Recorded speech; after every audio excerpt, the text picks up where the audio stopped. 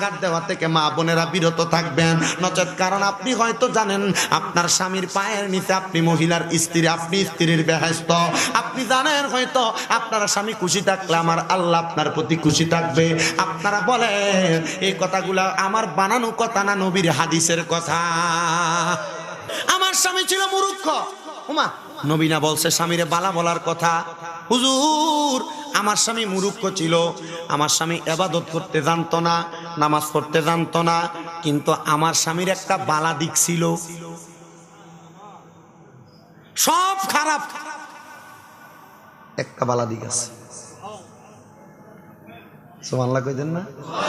আপনার কি কষ্ট হইতেছে? কোনো কষ্ট যতক্ষণ ওয়াজ চলাকালীন কষ্ট যতক্ষণ হইব, এই কষ্টের পর থেকে ওয়াজ বন্ধ না। না, কষ্টের পর থেকে কষ্ট দিয়ে ওয়াজ করলে লাভ হইব কি? ঠিক আছে না? ওমা আল্লাহর